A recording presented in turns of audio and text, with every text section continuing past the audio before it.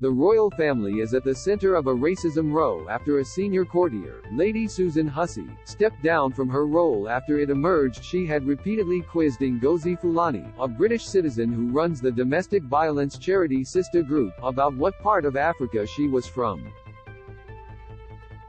The incident has reignited long-standing debates about the relevance of the monarchy, with one TV guest saying the institution has to go on Thursday morning.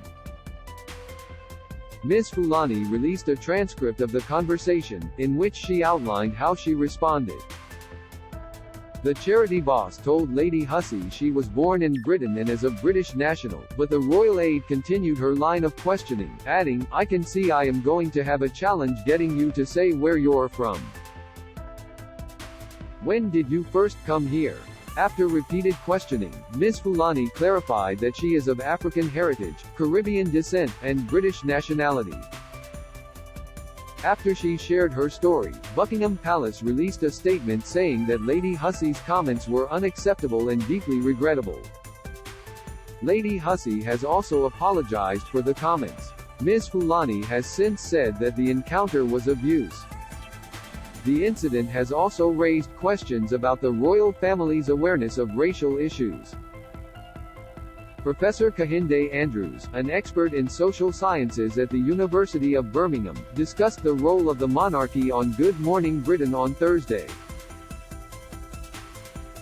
He argued that the institution is outdated, adding, "I'm sorry, some institutions are just too embedded in whiteness and white supremacy and they just need to go." Read more. Roy Keane slams FA chief and doubles down on One Love armband stance. Is there still a place for the monarchy in a modern world?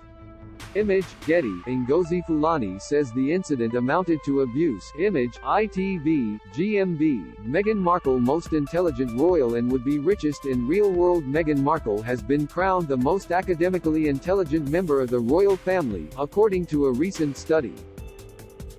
Find out why Meghan would be the richest royal in real world here.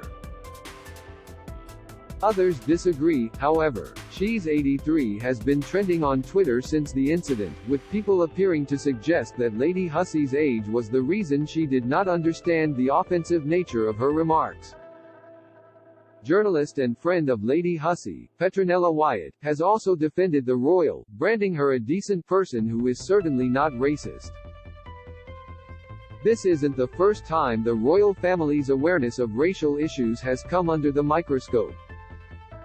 Meghan Markle told Oprah Winfrey in March last year that there were concerns and conversations amongst senior royals about how dark her son Archie's skin color would be before he was born.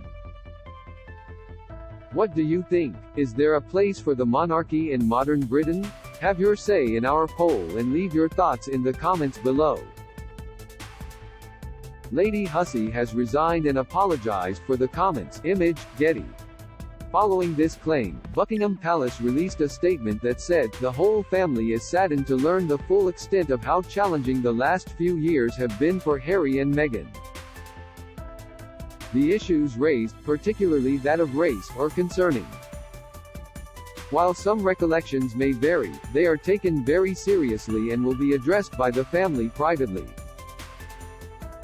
In recent years, more people have also raised concerns about the royal family's links to the slave trade. These links can be traced back to 1562, when John Hawkins became the first known Englishman to transport cargo that included African slaves.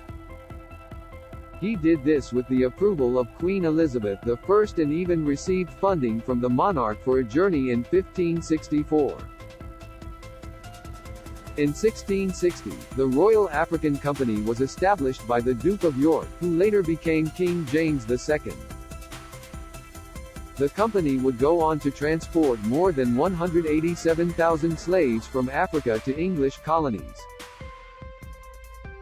Don't miss. Top lawyer says Lady Susan asked his heritage at the same palace event. Insight. Fergie's ex-lover shares one regret after toe-sucking scandal. Insight. Zara and Mike Tyndall had private Christmas Day with Queen Elizabeth. Insight. Queen Elizabeth II in Kenya in 1983. Image, Getty. Prince William expressed profound sorrow while addressing the royal family's colonial past. Image, Getty.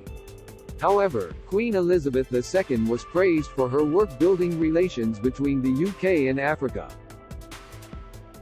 During her 70-year reign, she visited the continent 21 times, meeting with leaders such as Nelson Mandela in South Africa and former Ghanaian President Kwame Nkrumah.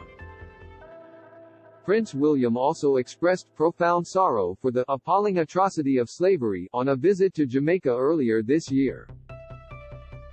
He and the Princess of Wales Kate were met with protests across the Caribbean, with demonstrators demanding reparations for the UK's historic crimes. Despite this criticism, polling in the UK has found the public to be generally supportive of the monarchy, especially following the death of the Queen in September. 2 weeks after her death, a poll by Ipsos asked 1,000 people what their views of the monarchy were.